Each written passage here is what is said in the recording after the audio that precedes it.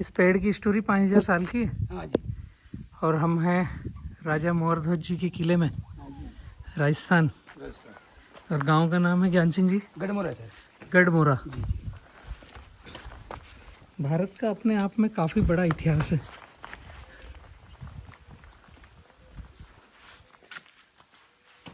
ये तो बाद में अभी मंदिर बन गए। इसका स्टोरी अलग ही है सर। ये तो काम करवाया ना सर बाद में।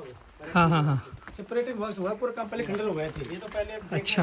बताऊंगा आपको, मेरे पास है वो सारी चीजें। ये तो अभी आप लोगों ने कुछ अलग जगाया है तो। इसके लिए पिछले हमारा 18-20 साल से संघर्ष था। अच्छा। तब जाकर के यहाँ के लगे रहे हम सब प्रकार से। तो तब जाकर के सरकारों ने सुध ली, तब जाकर के यहाँ पे काम हुआ है। नहीं ये सारे खंडर थे, पूरा किला तहस नहस हो गया। अच्छा। यहाँ की हिस्ट्री बनाई थी मैंने।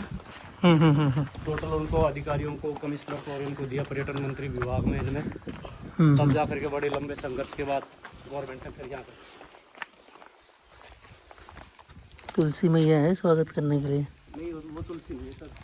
तुलसी ही है, अभी उसकी कैरेक्टर अलग अलग है। ये पूरा तुलसी ही तुलसी है। खुशबू कितना प्यारा सा रहा है।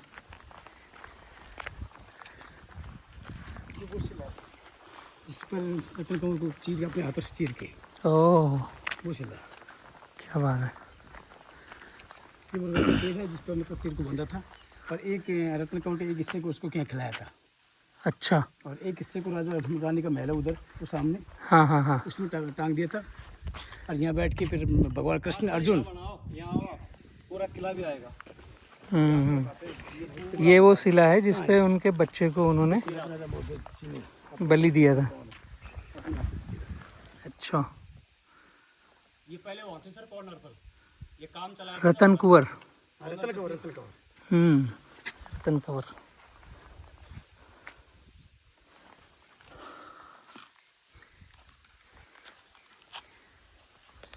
मुझे इसकी स्टोरी पूरी जाननी है। कुछ इसके बारे में थोड़ा सा बतलाइए ताकि कुछ समझ में आए। उनको दे दो भैया जी। हम जहाँ हैं ये किला और यहाँ का इतिहास क्या है थोड़ा सा समझाएंगे आप? सर सबसे पहले मैं अपना परिचय दे दूँ। जी। विश्राम चपराना, अध्यक्ष पर्यटन विकास समिति एवं देवनारायण मंदिर ट्रस्ट गढ़मोरा। हमारे यहाँ पर एक कमेटी बनी हुई है जो सबसे प्राचीन कमेटी है। 2005 में उस कमेटी का गठन किया गया था। इस ऐतिहासिक नगरी को दोबारा से पुनः अपने वास्तविक स्वरूप में लाने के लिए हमने यहाँ पर राज्य सरकार से बार बार की में ज्ञापन दे करके उनको पेपर के माध्यम से, इलेक्ट्रॉनिक प्रिंट मीडिया के माध्यम से रूबरू भी करवाया और यहाँ पर लाया भी गया। तब जाकर के सरकार ने यहाँ पर 2017 में बजट जारी किया और 2020-21 में बजट जारी किया, यहाँ पर 4-5 करोड़ के समथिंग का। उससे जो प्राचीन स्वरूप था उसका कुछ हिस्सा ये निकल करके सामने आया है। इसके बारे में मैं आपको थोड़ा संक्षिप्त में बता देता हूँ। प्राचीन समय में लगभग 5000 वर्ष पूर्व एक राजा हुए थे बीसलदेव नाम का। जी। बीसलदेव राजा के जो मोरडीगढ़ के थे, मोरडीगढ़ सवाई माधोपुर जिले में पड़ता है। जी। उस राजा के 7 कन्याएं थी। 7 कन्याओं में सबसे छोटी कन्या थी, वो थी पद्माबाई। अच्छा। पद्माबाई तो राजा का एक नित्य नियम था, रोज खड़े होकर के अपने पुत्रियों से पूछा करते थे कि बताओ बेटियों किसके भाग का खाती हो। तो 6 कन्याएं तो कहती थी कि पिताजी हम आपके ही भाग का खाते हैं। हाँ। और जो 7वें नंबर की कन्या थी सबसे छोटी, हाँ, पद्मा, अच्छा, वो ये कहती थी पिताजी मैं तो अपने भाग का खाती हूँ, शिवम के भाग का। अच्छा। तो राजा को ये बात पसंद नहीं आई। उन्होंने कहा कि मैं आपका भाग्य देखता हूँ। 6 कन्याओं की शादी बड़ी धूमधाम से राजकुमारों के साथ की, और 7वें नंबर की जो कन्या थी उसकी शादी के लिए उन्होंने दरबारियों को यहाँ से दरबारियों को उस राजा ने, बीसलदेव राजा ने, उन्होंने आदेश दिया कि जाओ जो भी जीव जंतु पशु पक्षी मिले उसको ले आओ और उसी के साथ इस पद्मा का विवाह कर दिया जाएगा। अच्छा।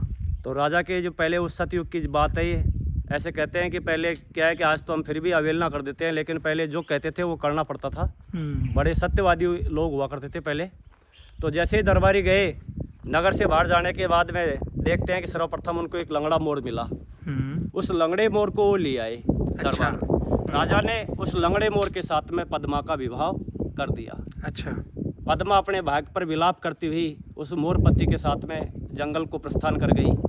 राजा को बड़ा प्रसन्न भी था कि देखता हूँ इसके पति के साथ में अपने ही भाग का खाती है, कैसे आप अच्छा अपना जीवन यापन करेगी। अभी समय के अनुसार एक दिन की बात है, वो लंगड़ा जो मोर था, मोर तो पेड़ पर बैठता था और वो रात को अपने पेड़ के नीचे बैठती थी, रो रो करके वो रात गुजारती थी। एक दिन बहुत तेज अंधड़ आया, गर्जना हुई, गर्जना के साथ बारिश हुई, तो संयोगवश वो लंगड़ा मोर पेड़ से गिर गया। अच्छा। गिर करके उसने वहीं प्राण छोड़ दिए। छोड़ने के बाद में पद्माबाई थी उस लंगड़े मोर को अपनी गोद में लेकर के करुण विलाप करने लगी। उसकी विलाप को सुन करके भगवान शंकर और पार्वती मैया को ये लगा कि मेरा कोई भक्त है जो बड़ी विपदा में है। वहाँ पर भगवान शंकर और पार्वती मैया आई, देखा कि एक सुंदर सी राजकुमारी है, अपने गोद में एक पक्षी है मोर, अच्छा, मृत, उसको लेकर के विलाप कर रही है। तो भगवान भोलेनाथ ने पूछा कि बेटे आप क्यों रो रही हो? तो पद्मा ने रोते रोते अपना पूरा वृत्तांत सुनाया। अच्छा। जो पिछली वृत्तांत जो उसके साथ में हुआ वो सारी घटना उसने सुनाई। माता पार्वती बोले कि हे भगवान, इस मृत्युलोक में इस प्रकार से ऐसे ऐसे जो लोग हैं उनके साथ इस प्रकार का अत्याचार नहीं होना चाहिए, आप इसका कुछ न कुछ करें। तो भगवान भोलेनाथ इस बात पर सहमत हो गए और अपने कमंडल में से उसे मृत मोर के छींटे मारे, तो उससे एक सुंदर सा राजकुमार हो गया। अच्छा। मोर से। अच्छा।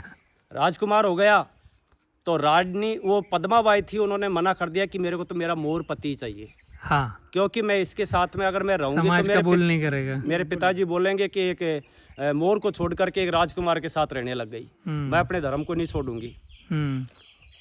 भगवान शंकर ने क्या किया, उनके सिर पर एक मोर पंख लगा दिया। अच्छा। जिसका नाम रख दिया मयूरध्वज, मोरध्वज, राजा मोरध्वज। अच्छा। कि उसके साथ उनको, और फिर उसी मोरध्वज को यहाँ की घटना हुई थी, वो इसी जगह की बात है, और इस नगरी को दे दिया, एक मोरागढ़ नगरी नाम था पहले तो, मोरागढ़ नगरी। अच्छा। और ये सामने आप किला देख रहे हो, ये राजा मोरध्वज जी का ही किला है। तो यहाँ पर भगवान शंकर की बसाई हुई नगरी है पूरी की पूरी। ये जो खंडरों में तब्दील हो गई, कुछ इसका पर्यटन विभाग की ओर से इसका जीर्णोद्धार भी करवाया गया है। तो इस मोरध्वज नगरी का उसको राजा बना दिया गया। अच्छा। ऐसा समय आया कि एक दिन का बात होती है कि राजा बीसलदेव था, जो रानी पद्मावती का जो पिताजी थे, उसका राजपाट छिन गया। एक दिन क्या हुआ कि जो सुपड़े होते हैं, छाजले बोलते हैं जिसको, अनाज साफ करने का होता है, अनाज साफ करने का सुपड़ा, वो बेचता बेचता इस मोरागढ़ नगरी में आ गया। अच्छा। रानी पद्मावती इसी महल के ऊपर थी, देख रही थी कि कोई सुपड़े बेचते हुए जा रहा है। आवाज सुन करके उसने देखा कि ये तो एहसास ऐसा लगा कि उसको ये तो मेरे पिताजी जैसे हैं। अपने दरबारियों से कहा कि ये कोई जो जा रहा है जटाधारी, क्योंकि उसका हुलिया चेंज हो गया था, राजपाट छिन गया था राजा का और बदहाल स्थिति में था, फटे पुराने कपड़े।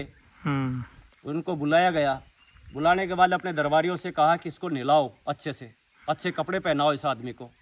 उसको नहलाया गया, उसको कपड़े पहनाए और उसके बाद में उसके लिए अलग अलग प्रकार के व्यंजन तैयार करवाए गए।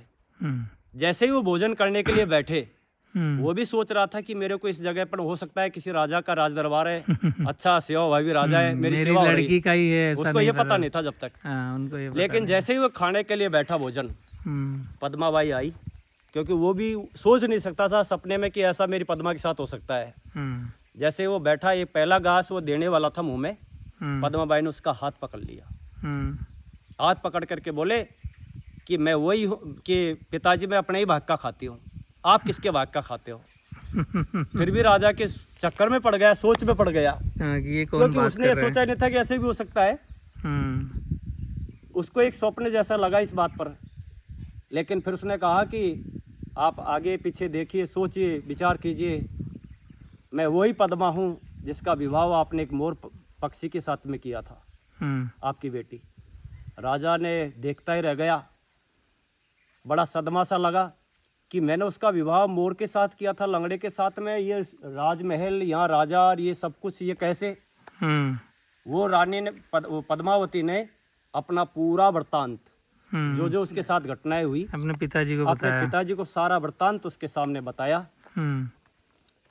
तो राजा मोरध्वज को बुलाया गया, उनके पति को सिर पर मोर पंख दिखाया। ये वही हैं जिनके सिर पर भगवान भोलेनाथ ने मोर पंख लगाया, और उन्हीं के ये राजमहल है और उनकी मैं रानी हूँ। तो उसको अपने किए हुए पर बड़ा पछतावा हुआ। किसको? बिसल राजा को जी। उनका राजपाट छिन गया था, तो उन्होंने अपने किए हुए का क्षमा याचना की। उसके बाद में आगे चल करके, क्योंकि कथा तो बहुत लंबी है लेकिन इसका शॉर्ट रूप आपको बताता हूँ। आगे चल करके क्या हुआ कि भगवान द्वापर युग के अंत की बात है। भगवान कृष्ण भगवान अपने गले में जो मोतियों का हार पहनते थे, वैजंती माला होती थी वैसे उनके, लेकिन एक जो उसमें क्या है कि एक मोटा मणिया था। अर्जुन को बड़ा घमंड था कि मेरे समान आपका कोई भक्त इस संसार में नहीं है। तो एक दिन उन्होंने जिज्ञासा बस एक क्वेश्चन किया कि भगवान आप बुरा नहीं माने तो एक बात पूछता हूँ कि मेरे से बड़ा भी वो इस संसार में आपका कोई प्रिय भक्त है क्या? भगवान कृष्ण हंसे, मुस्कुराए और उन्होंने कहा कि अरे अर्जुन, तुझे लगता है कि तेरे से बढ़कर इस संसार में मेरा भक्त और नहीं है?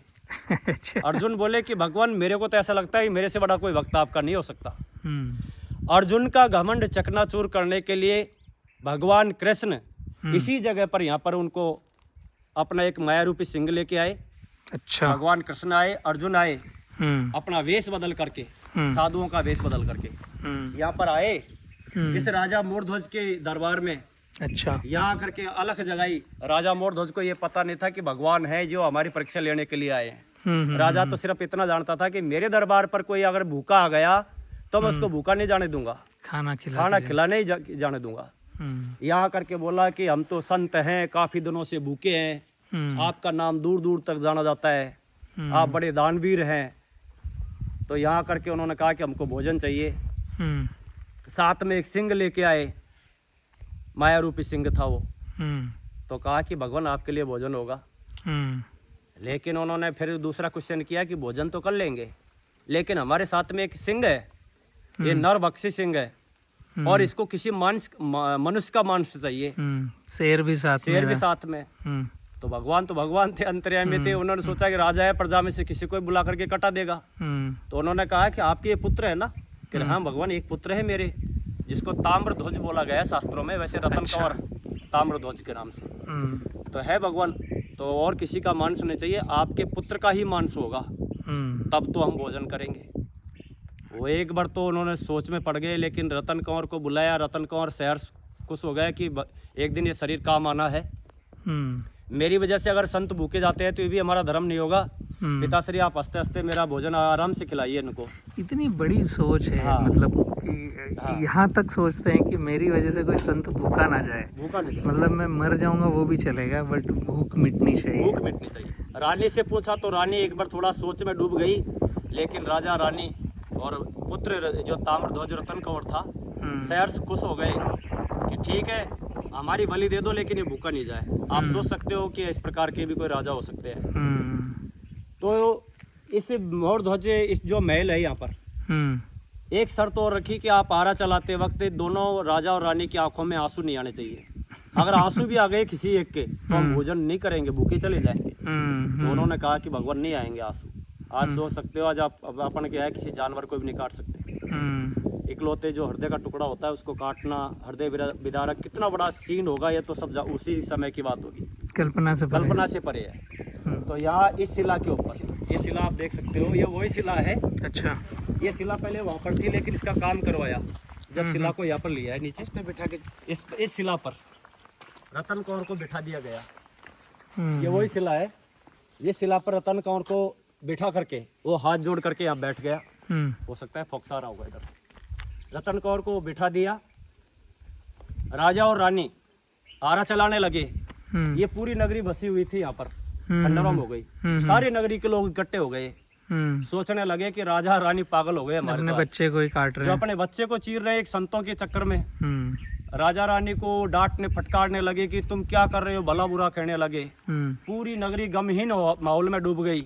कैसे संत आए हैं जो बताओ अपने पुत्र को चिरवा रहे हैं, और भोजन भी तभी करेंगे चीरोगे तब। मतलब समझ से परे था ये प्रश्न सबके लिए।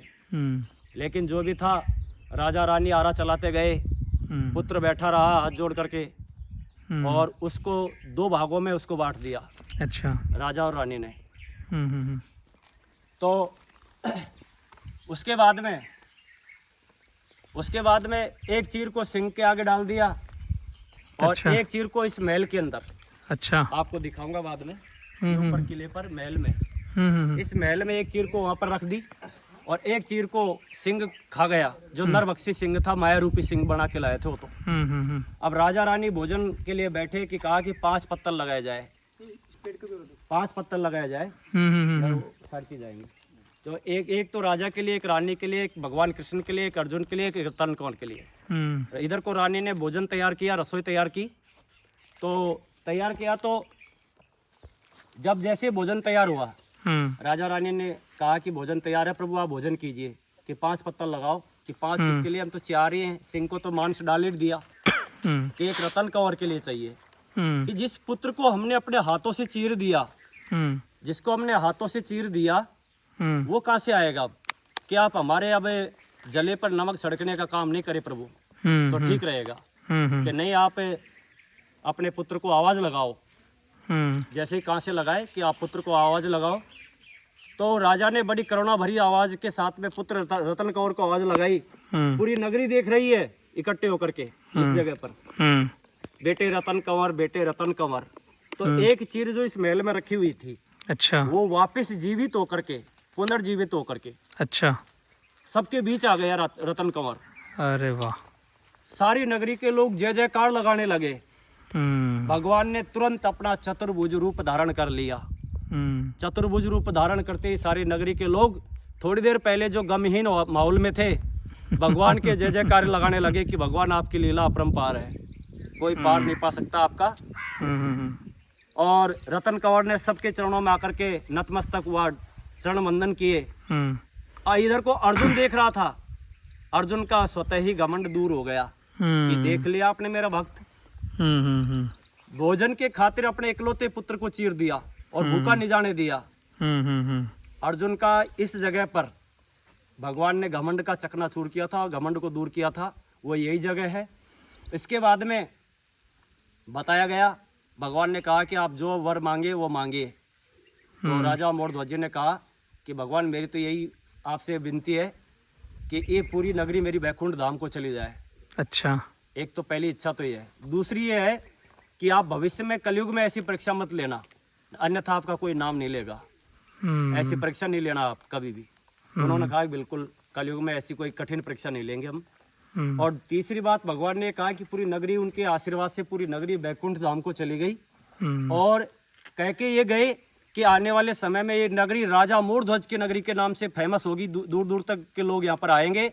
जो नीचे राजा मोरध्वज का समय का कुंड है, जल कुंड है, जिसमें पानी गर्मियों में ठंडा रहता है, सर्दियों में गर्म पानी रहता है। अच्छा। और दूर दूर से हजारों की संख्या में लोग स्नान करने आते हैं। अच्छा। शास्त्रों में छोटी गंगा, रत्न गंगा के नाम से भी जाना जाता है उसको।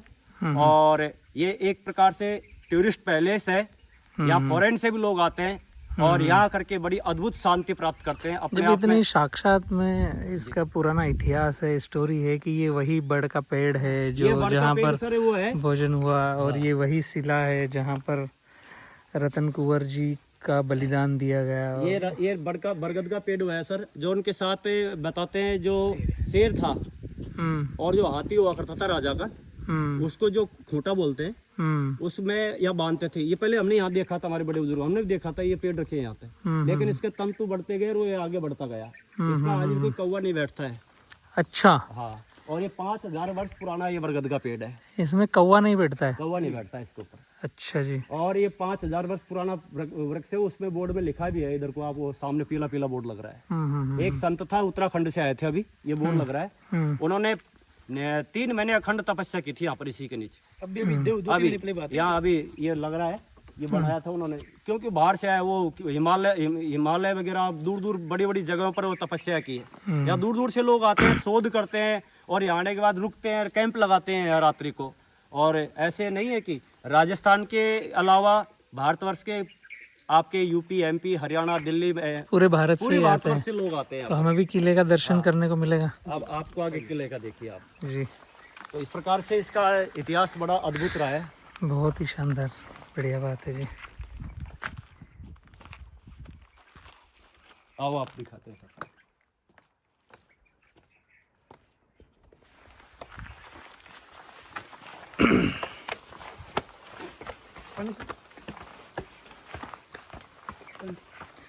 ना ठीक है। ये पहले ये आप काम करवाया उसके बाद ये